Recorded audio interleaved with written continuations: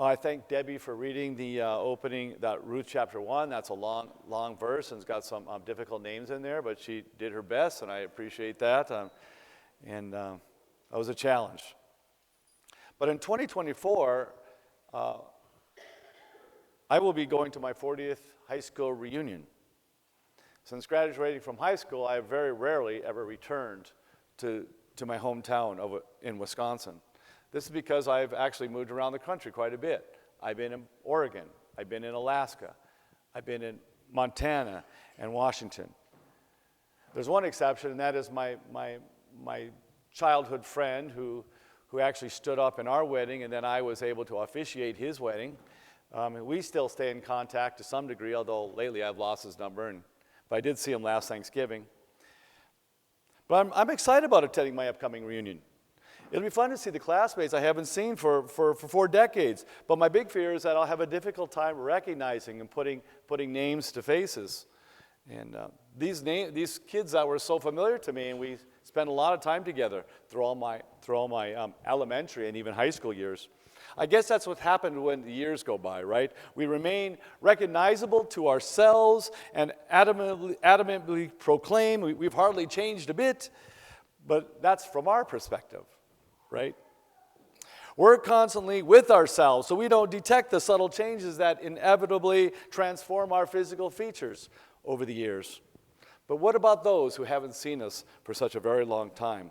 They'll have a picture in their minds of us, what we used to look like, just as we will of them.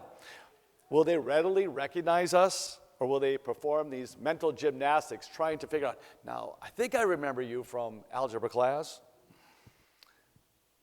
Naomi was one of the main characters in the book of Ruth. And she also took part in a reunion that I want to talk about today. The one that probably runs the full gamut of emotions. On the one hand, she must have been excited about going home. She was going home to Bethlehem. She was going to be reunited with old friends. She was going to see familiar faces and places. On the other hand, we also feel the pain she must have felt when she entered Bethlehem as well. We may even sense the embarrassment she must have felt. What with the people staring at her, some in disbelief, wondering, can this be Naomi? Her countenance probably gave away the fact that she had endured so much suffering in the recent past. And she's still suffering. I suspect the heartache of losing her loved one, her husband, and 2 sons. That you can't hide that from your face. The concern for the health and the well-being of her 2 daughters-in-law, trying to survive as a widow in a foreign country because she left Bethlehem, the promised land. She went to a foreign country. The stress of travel was probably written all over her face. She no longer feels pleasant. And guess what? That's what Naomi means, to be pleasant. It's good to be pleasant. But her appearance cannot lie. So she answers the villagers when she returns to Bethlehem, the place of our Savior's birth. And she says to them, don't call me Naomi anymore. Call me Mara, because the Almighty has made my life very bitter. You know, Jewish folks are very serious about the names they give their children. Mainly because God is serious about the names he chooses for himself and for his people. I still remember how surprised I was the first time I heard the names of an Old Testament prophet, Hosea's children. His wife Gomer bore him 3 children, 2 sons, and a daughter, and God told him, here's what you're going to name them. They were called Jezreel, Lo Ruhamah, and Lo Ami. Do you know the name, what these meanings of these names are? One is God scatters. Another one is not loved. And the other one is not my people. Can you imagine what it must have been in Hosea's household when the children were gathered, when they were called to dinner? Not my people. God scatters. Not love. Come to the table. It's time to eat. Talk about an interesting icebreaker for a dinner conversation. Well, God scatters, how did school go today? Now, I don't think Naomi was serious about officially changing her name to Mara, but she was serious about making a very important point. She wanted everyone to understand the reason behind her destitute situation and downcast appearance. The Lord has afflicted me. The Lord has brought his misfortune upon me. In fact, it's Naomi's initial conversation with the ladies of Bethlehem. Now, don't forget, Bethlehem, isn't that the key central location of our Christmas season? Bethlehem.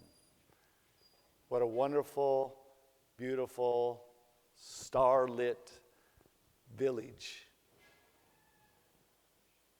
But her conversation with the ladies of Bethlehem really sets a direction and the theme of the whole book of Ruth. And in the middle of her conversation with the women of Bethlehem, as she explains what she's been up to for the past decade while in Moab, a pagan country, she makes a brutally honest and truly heart-wrenching statement. And she says, I went away full, but I've come back empty. But the Lord has brought me back empty. How many of you, during the Thanksgiving dinner feast, did you go away full? Did anybody go away empty? I don't think so. We all stuffed ourselves. Maybe in a few hours we came back and said, hey, maybe I'm a little empty. Maybe I'll find something else. This is probably one of the most amazing and profound statements in the entire Bible. The simple reason, because it cuts to the heart of the issue and reminds all of us of who is really in charge of our lives. We hear in Naomi's words echoed in Job chapter 1 verse 21, the Lord gave and the Lord has taken away. May the name of the Lord be praised. On our initial reading, we could be tempted to make Elimelech, that would be Naomi's deceased husband, we could make him the scapegoat of Naomi's problems here, all her woes. After all, didn't he abandon the promised land, the territory that God himself gave to his people, the land flowing with milk and honey? He left there for the pagan country of Moab. We could also place the blame on Naomi's society as a whole. Remember, do you recall the opening line of the story here? Is it once upon a time? No, it's in the days when the judges ruled. This one small phrase speaks volumes about the spiritual condition of Israel at the time. And it may explain, at least in part, why Naomi's homeland was suffering from a famine. Judges 21 through 25 describes this time as a time when Israel had no king and everyone did as he saw fit. In other words, kind of anarchy ruled. But here's the amazing thing. To Naomi's credit, she doesn't play the blame game. She doesn't blame her husband. She doesn't blame society that she grew up in, or even the weather. Surprisingly, she doesn't even blame God. But she recognizes God's total sovereignty. God's right to raise up and depose. God's right to give life and to take it away. God's right to determine the length of our days and when they should end. That's God's right. Chapter 2, verse 21. Daniel the prophet speaks of such a God, saying, he changes times and seasons. He sets up kings and he deposes them. Praise be to the name of God forever and ever. The psalmist in Psalm 75 also worships a God who is completely in charge of our days and our stations in life. But it is God who judges. He brings one down and exalts another. Naomi is certainly feeling God's heavy hand upon her. Make no mistake about it. But is she angry with God? Yes, she is. I don't see how she wouldn't be. Does she feel hurt by God? Yes, she does. Naturally, how could she not? How about feelings of brokenness and being laid bare before her Maker? Again, I say a resounding yes to that. But in all her anger, in all her hurt, in all her sinking despair, guess what? She never renounces her faith in God. And that's the important thing here. She never throws in the towel and says, that's the last straw. I'm not going to believe in God anymore. She never announces that she's finished with God. In all her bankruptcy, she refuses to proclaim that her belief in God is dead. On the contrary, as we read Naomi's statement, let it begin to sink in for us. We realize this is more than just a summary of her activities in Moab. It's her statement of confession of faith and speaks to her belief in God. I went away full, but the Lord has brought me back empty.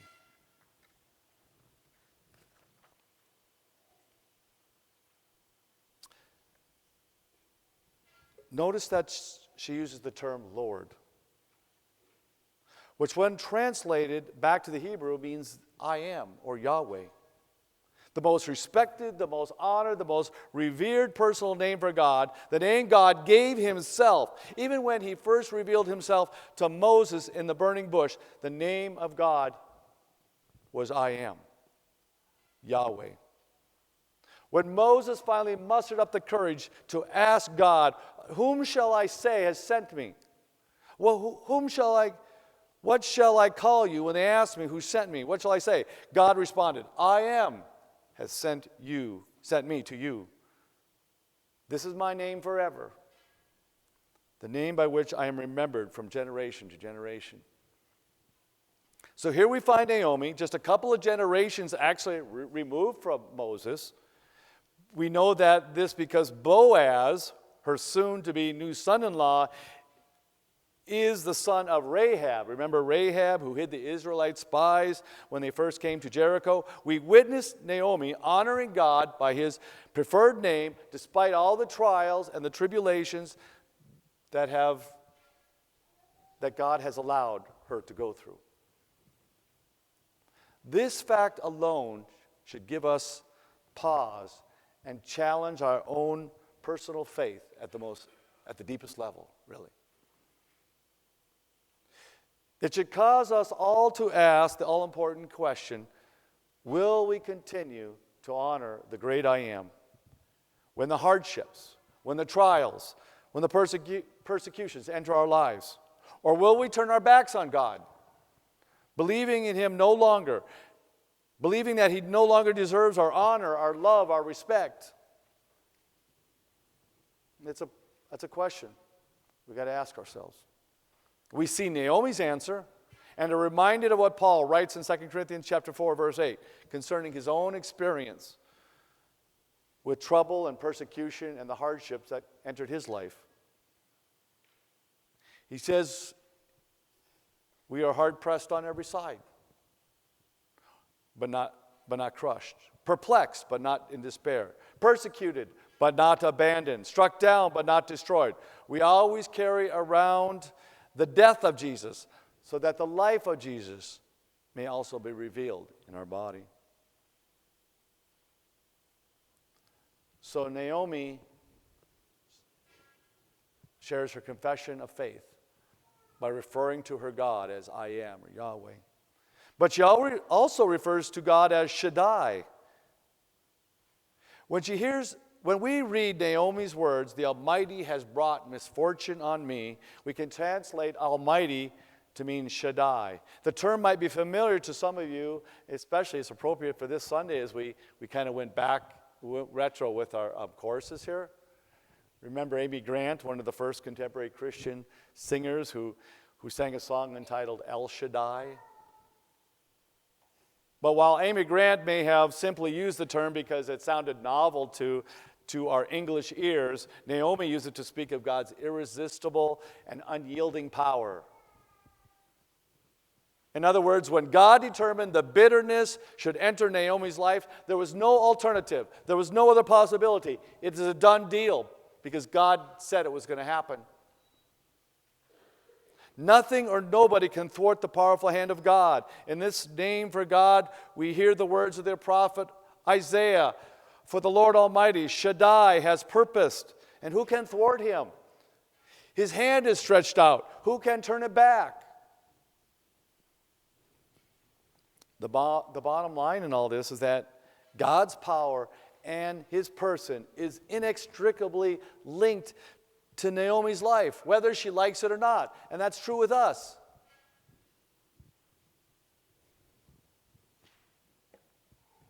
He led her away from her hometown.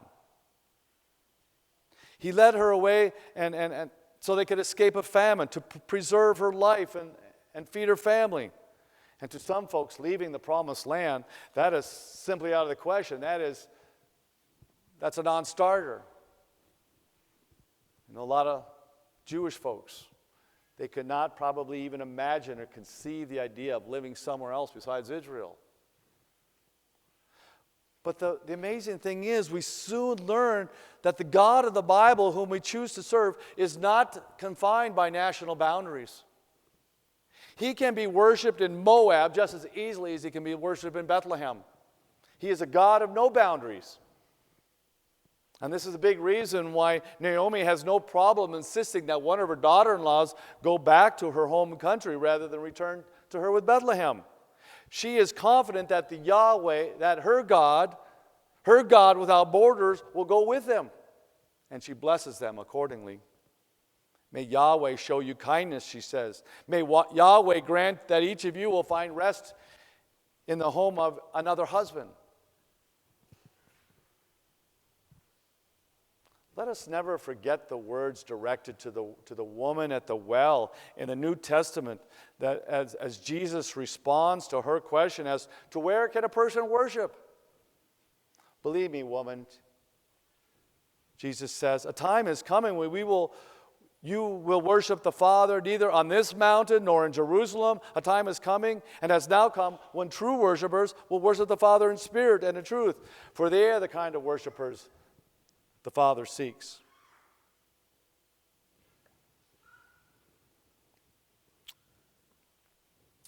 Well, here I am, nearly done with my sermon, and yet I haven't even spoken about Ruth or Orpah, Naomi's daughters-in-law. For many, it is an easy exercise to place Ruth and Orpah at odds with each other. And we could make each one of them an example and say, well, Ruth, she's the classic example of loyalty and devotion. And we could say about Orpah, well, she's an example of weak character and flimsy devotion. But we really have no good reason to disparage Orpah at all. In fact, one scholar has pointed out that the same cause that induced Orpah to leave was the same one that caused Ruth to stay, and that was because they loved their mother-in-law.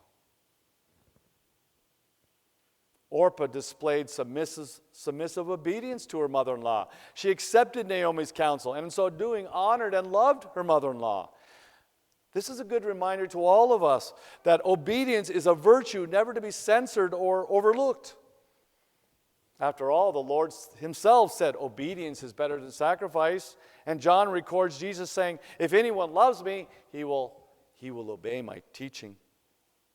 We may feel in our hearts that Ruth's decision to stay with Naomi showed more imagination and deeper love, but let us not be too quick to blame Orpah for leaving. She left because she wanted to be a wife again. Ruth stayed because she wanted to remain a daughter. Both desires are completely acceptable before the Lord. And the decisions these women made do not need to be set against one another. Let me say one last thing as I close this first chapter of Ruth. We're never as empty as we think we are. We're never as empty as we think we are. In saying this, I'm not trying to minimize Naomi's loss.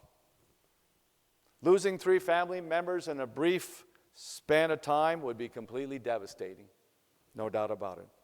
Losing just one close personal friend or family member can be severely excruciating and debilitating. And though we may feel completely wrung out and exposed and stripped of any of and all good things, we're never completely abandoned, even though every fiber of our being may tell us otherwise. When Naomi said, "I went away full, but the Lord brought me back empty," we're quick to focus on the emptiness part and blindly skip over the key point that it was the Lord who brought her back. And as much as she'd like to say and believe that she came back empty-handed, she did not. She came back with Ruth, clinging to her side. A young woman who professed her undying pledge of faithfulness and loyalty to one who so desperately needed it. Do you see the picture in this? Because if we look closer, we see that Ruth is the perfect personification of Christ's redeeming love for us. And once it is finally recognized and accepted, we receive God's salvation. And in Naomi's life, her life is transformed. We see the potential of our own transformation. One who leaves full, perhaps not necessarily full of bad things or wrong things, but certainly not full of God. Maybe you've been there. You feel your life is full. You have good things. You've got a good family. You've got a good home. A good job. Those are good things. They're gifts from God. But maybe even in all that, we're not full of God. So these things that we so desperately cling to because they give us some sense of security and meaning. In Naomi's life, they were methodically and systematically stripped away by God. They're stripped away from us so that there's finally room for God to work in our lives. Do His transformative and miraculous work and through us, so it can be said, just as was said of Naomi at the end of the book of Ruth. If we go on ahead and read ahead, it says, "Praise be to the Lord, who this day has not left you without a kinsman redeemer." In other words, God had a plan all along, and it was revealed to be Boaz. "He will renew your life and sustain you in your old age."